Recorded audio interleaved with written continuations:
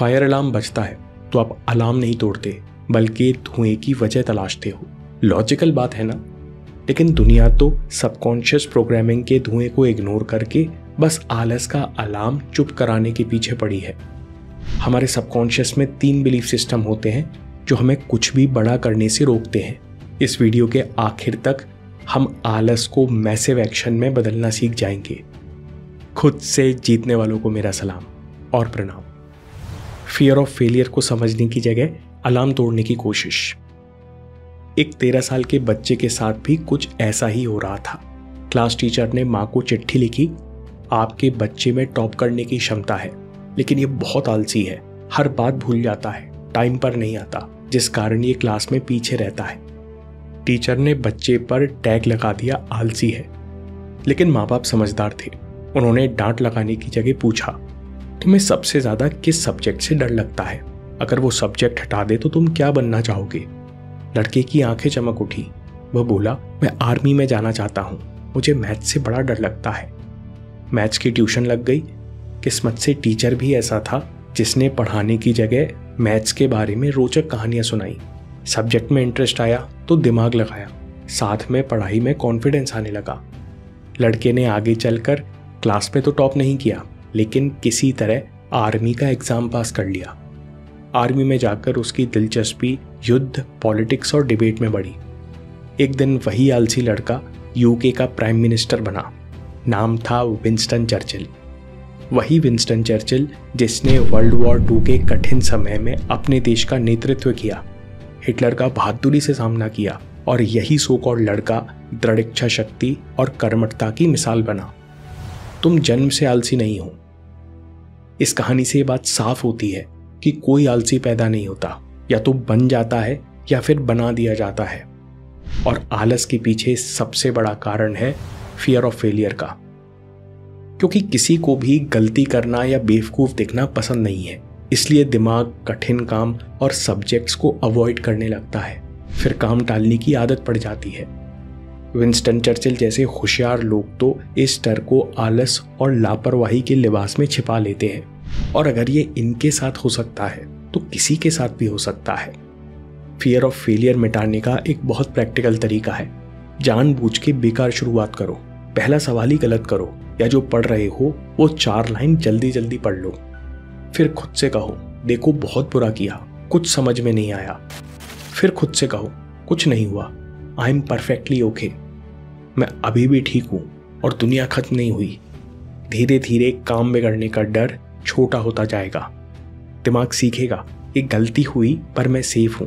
जब ये डर हटेगा तो कठिन चीजें करने का मन करेगा। आलस्य का दूसरा कारण है लो एक्सपेक्टेशन, खुद से कम की उम्मीद। उसेन बोल्ट कहते हैं, मेरे ओलंपिक्स करियर का सबसे बड़ा अफसोस यही है कि मैं शुरुआत में थोड़ा आलसी था, क्योंकि उस समय मुझे खुद से ज़्यादा उम्मीदें नहीं थी। ट्रेनिंग मिस करके मैं कमरे में सोया रहता, अक्सर कोच को मुझे जगाने आना पड़ता। इसलिए जब मैं 18 साल का था तब एथेन 2004 ओलंपिक्स में कुछ खास नहीं कर पाया। बोल्ट कहते हैं, अगर आज मैं अपने छोटे वर्जन से मिलता तो कहता, सुनो भाई, जल्दी गंभीर हो जाओ, तुम में गजब की क्षमता है, लगातार मेहनत करोगे तो 4 ओलंपिक्स में मेडल आएंगे। दोस्तों, पॉइंट ये है कि अगर उसेन बोल्ट जैसे टैलेंटेड धावक को खुद से कम एक्सपेक्टेशंस हो सकती हैं, उसे जवानी में खुद पर शक हो सकता है, तो यह हमारे लिए कौन सी बड़ी बात है। हम अक्सर मानकर चलते हैं कि जो मैं आज कर रहा हूँ उसकी ज़्यादा वैल्यू नहीं है, छोटा सा ही तो ये काम है, इससे क्या फ़र्क पड़ेगा। इस बात को कंपाउंड इंटरेस्ट के ग्राफ से समझो। सबसे ज़्यादा रिटर्न आखिरी के सालों में मिलता है, क्योंकि रिटर्न के ऊपर रिटर्न मल्टीप्लाई होता रहता है। अब आपके पास सीमित समय है, एक विंडो है। शुरुआत जितनी लेट होगी, आखिरी सालों का प्रॉफिट उतना ही कटता जाएगा। यानी अब बहुत सीरियस हो जाओ। हर छोटा कंसिस्टेंट कदम जो तुम आज उठा रहे हो वो बाद में एक्सपोनेंशियल रिजल्ट्स देगा, बशर्ते तुम शुरू करो आज से, अभी से। आलस्य का तीसरा कारण है lack of clarity. Bill Gates कहते हैं कि कॉलेज के पहले साल मेरा पढ़ाई में इंटरेस्ट काफ़ी कम हो गया। मैं एग्ज़ाम में बस रट्टा मार के पास हो रहा था। फिर एक दिन एक मैगजीन में ऑल्टेयर 8800 का फ़ोटो देखा। तभी लगा कि कंप्यूटर क्रांति आ रही है, हमें भी कूदना होगा। फिर क्या, बिल गेट्स ने एक दोस्त के साथ मिलकर 8800 मशीन के लिए सॉफ्टवेयर लिखा और उसी कंपनी को बेच दिया जो ये बना रही थी। ये थी माइक्रोसॉफ्ट की पहली सेल। इसके बाद गेट्स बहुत सीरियस हो गए क्योंकि उन्हें पर्पस क्लियर हो गया था। वे जान गए थे कि अगर वे मेहनत कर गए तो वे दुनिया की एक बड़ी और प्रभावशाली कंपनी बना सकते हैं। जैसे ही वे सीरियस हुए, उनका नकली आलस खत्म हो गया। कई बार वो खुद को 3-3 दिन के लिए होटल के कमरे में बंद कर लेते और तभी बाहर निकलते जब उनका काम कंप्लीट हो जाता। सभी एंटरप्रेन्योर्स और साइंटिस्ट के साथ ऐसा होता है। कुछ बहुत शानदार करने का पर्पस बनता है और वे आलस भूलकर दिन रात काम में डूबे रहते हैं। चौथा कारण है क्रॉनिक लो एनर्जी। क्रोनोस मतलब टाइम, क्रॉनिक मतलब जो समय समय पर बार बार रिपीट होता रहे। क्रॉनिक लो एनर्जी का मतलब है कि आप महीने दर महीने वही गलतियां दोहराते जा रहे हो। देर रात तक जागना, मोबाइल देखते देखते सोना, स्ट्रेस रिलीज न करना, दिन भर कुर्सी से चिपके रहना और फिर सोचते रहना कि मेरा काम करने का मन क्यों नहीं लगता। असल में इन सब कारणों से आपकी नींद अधूरी रह जाती है और थकान के कारण कुछ और करने का मन नहीं होता।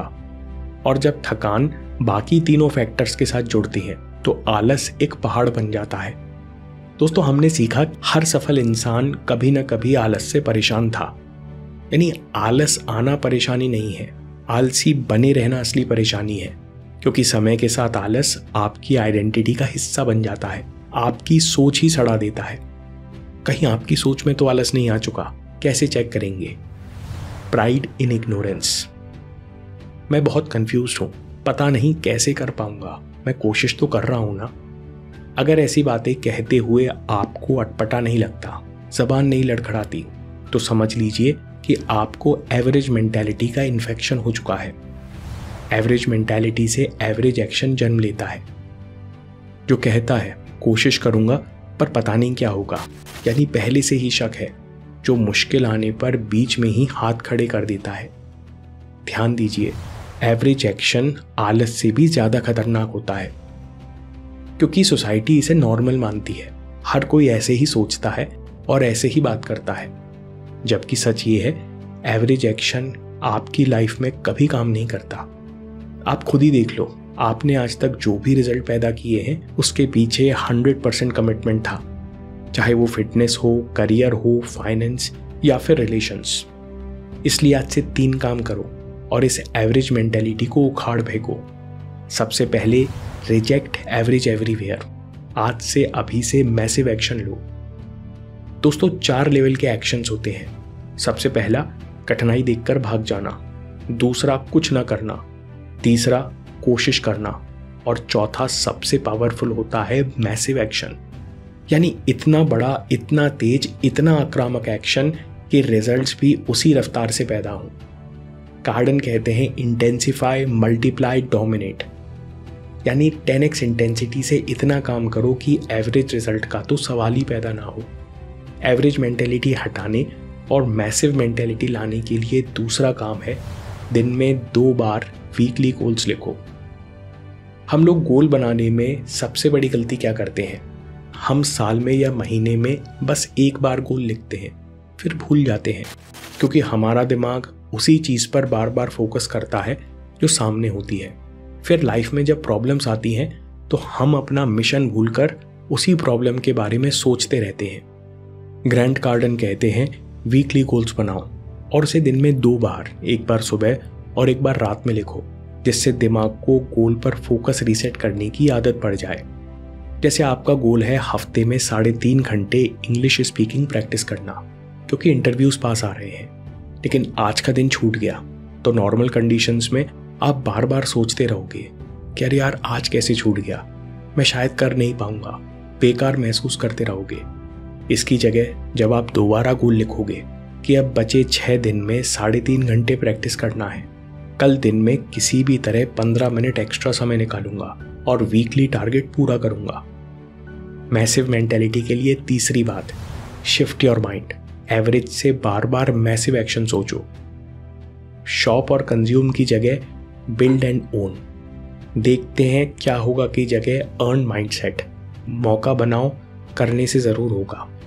मेहनत पर फोकस की जगह मिशन पर फोकस, एंटरटेनमेंट की जगह एनर्जाइज एंड रिकवर, कंफर्ट मिल जाता की जगह रेप्स कंप्लीट होना चाहिए, प्रॉब्लम्स पर फोकस की जगह ट्रेनिंग पर फोकस, नए आइडियाज सोचने पर फोकस, फेलियर की जगह री एम एंड रीथिंक पर फोकस। ग्रैंड कार्डन कहते हैं कि मुझे जब झटका लगता है या मैं फेल होता हूँ तो वापस अपना राइडिंग पैड निकालता हूँ, दोबारा गोल बनाता हूँ और तुरंत नए स्टेप्स लिख देता हूँ ताकि ध्यान फिर से मंजिल पर रहे, मुश्किल पर नहीं। कहते हैं आप कितने ही सफल क्यों ना हो जाओ, लेकिन आप फिर भी आलसी होने का जोखिम नहीं ले सकते। हार्ड टाइम्स आर कमिंग, क्योंकि आलसी होने से माइंडसेट कमजोर और इंसान डरपोक हो जाता है।